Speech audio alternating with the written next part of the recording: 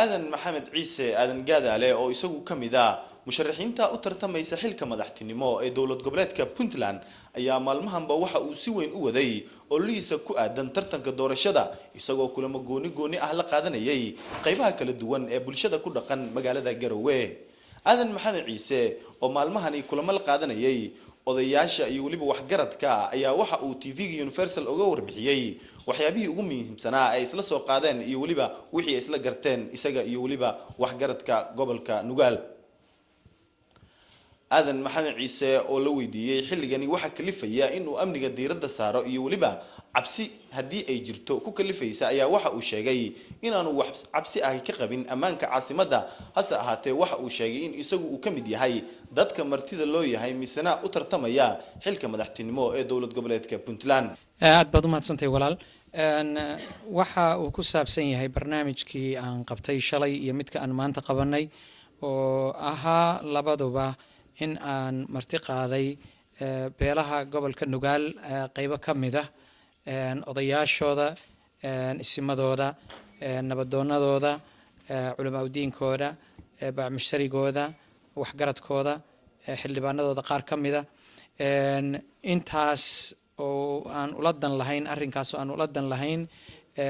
dhowr arrimood kow isu soo dhaweynta iyo heshiisiinta iyo midaynta qoysaska ku nool gobolka Nugaal dhinac siyaasadeedna inay ku midoobaan dhinac walaalnimana inay u midoobaan dhinac maxaan ku iraahdaa difaacna inay u midoobaan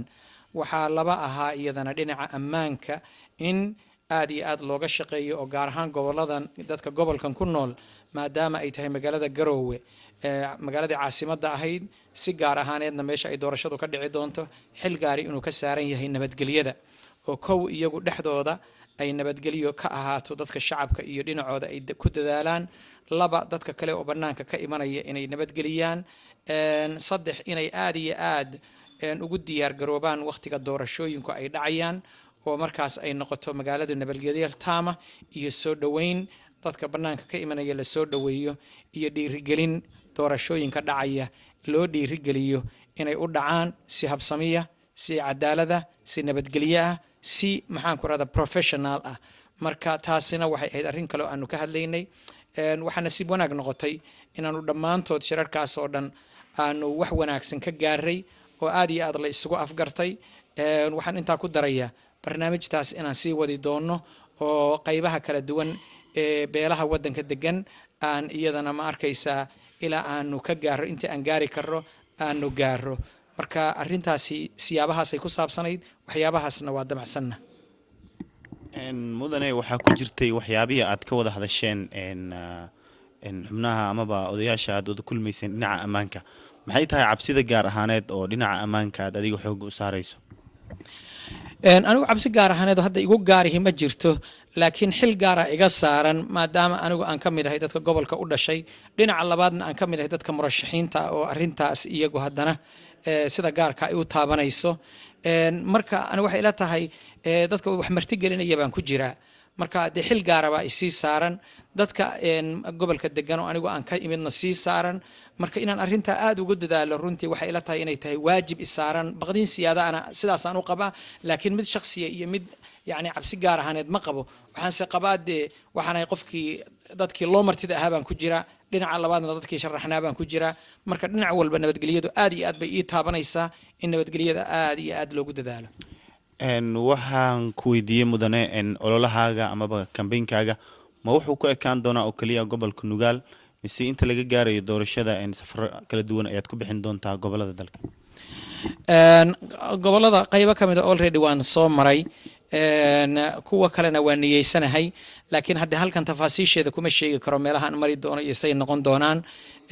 kolleyba waxaan wadnaa inta aan tagayna waan tagay kuwa kalena niyadda waa igu jiraan gobollo kastana dadkeedii hadda waanu la kulanay oo halkanaaba sal u ah sidaad og tahay dadku waxay ku soo ururayaan magaaladan gaar ahaan dadka murashaxiinta ah oo dhan waxay ku qasban yihiin halkan inay yimaadaan sidoo kale dadka xildhibaanada oo wax dooranaya dhammaantood iyaguna halkan bay kusoo ururi doonaan waxaa kale oo shirar waxaa socda nabadoonada 7 gobol ee dowlad goboleedka Puntland oo iyagana halkan ka socda waxa isugu yimid ilaa dad 40 gaaraya oo isimada ka socda iyaguna 7 gobol ee reer Puntland marka badankoodii dadka halkan waa joogaan meelaha kalena intii aan ka gaari karo ama aan halkan iman karin ama loo baahan yahay in la soo maro ama waa soo maray ama waa mari doona hadii la yiraahdo musharaxa aadan maxamed ciise gaadale ayaa ololahani waxa uu u muuqdaa mid uu ku xoojinayo baritanka uu u gali doono tartanka madaxtinimo ee dowlad goboleedka Puntland waxaana uu sheegay in uu sii wadi doono kulamadan iyo waliba la hadlida bulshada kala duwan ee reer Puntland tan iyo inta ay ka dhacayso doorashada madaxtinimo ee 8 January ee sanadka soo socda Cabduqaadir Maxamed Mursal Universal TV Garowe